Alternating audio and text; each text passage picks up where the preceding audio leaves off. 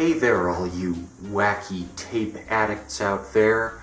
This is another episode in the ongoing series I call Tape Tips. So I hope you're ready for yet another sizable dollop of tape-infused knowledge. Today, we're talking about issues of speed.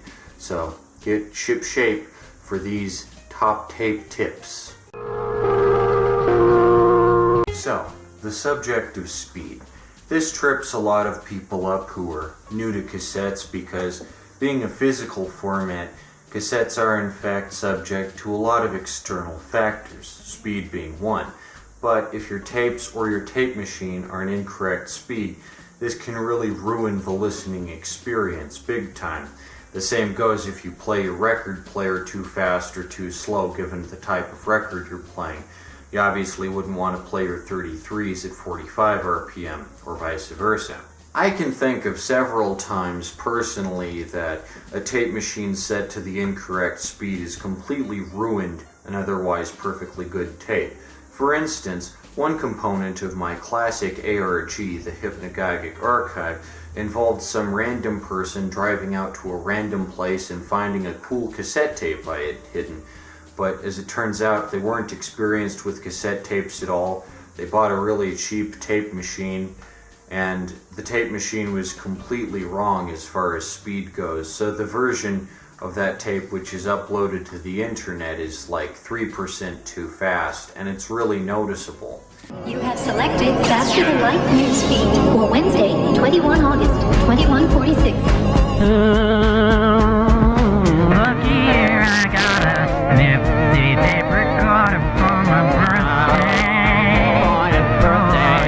Yeah. You have selected Faster Than Light News Feed for Wednesday, 21 August, 2146. Look here, I got a nifty tape recorder for my birthday.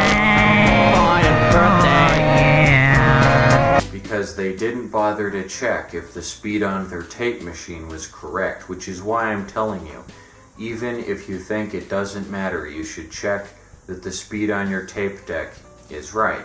How do I do that? Well, there are a couple ways to make sure that your tape machine has the correct speed going for it. What I like to do is take a song that is really recognizable. Say Koolin' the Gang, Celebration.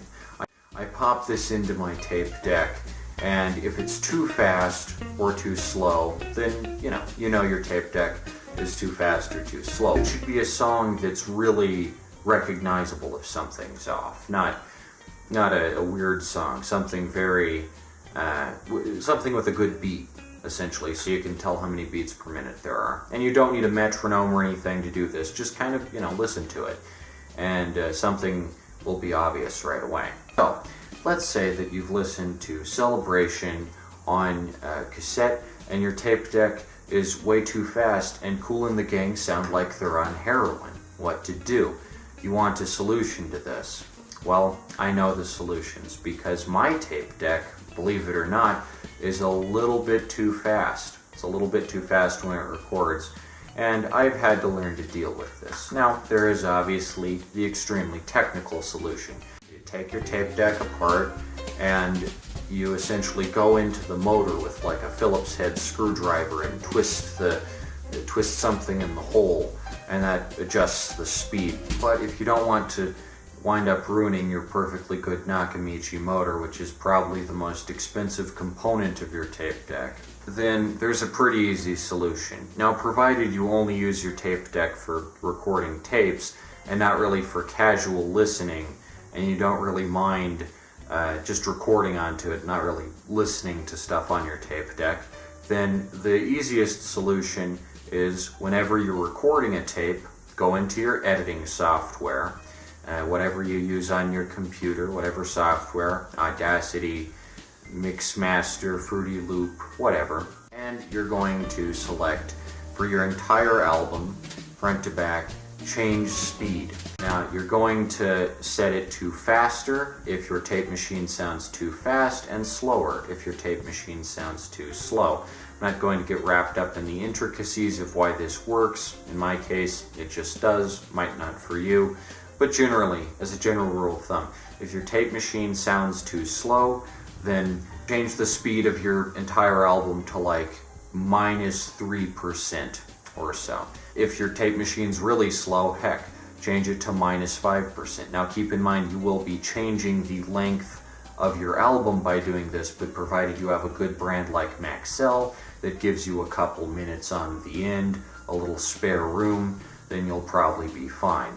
Maxell says their cassette tapes are 90 minutes, but they're actually about 92 minutes, so a couple seconds of difference doesn't really matter all that much. So that's the easy fix. If you're recording an album or just some songs that you'd like to listen to on something besides your tape deck, then you'll want to fix it in the editing software outside the tape deck and then record the result of that edit onto tape. A really good way to tell if your tape deck is too slow or fast is to have a nice little control device. This here is my Walkman. I've used it, I've tested it. It runs at exactly the correct speed. There's nothing wrong with it. I use this generally as a standard, a point of reference upon which I can compare other tape decks and devices and kind of have a good listen, because this obviously is battery powered and it doesn't really slow down.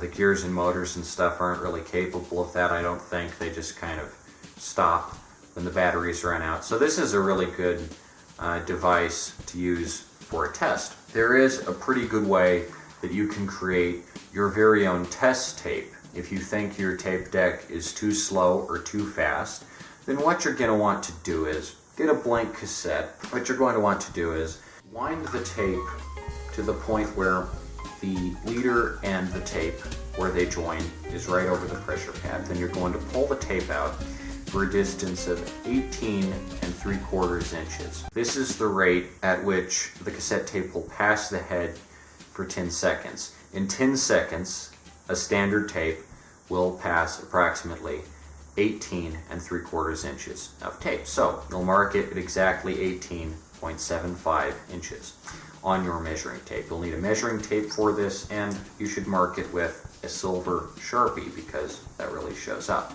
Now, you're going to rewind it to the point where the leader and the tape are right over the pressure pad. You're going to stick it in your tape machine, press play, wait 10 seconds exactly, 10 seconds exactly, and then press stop.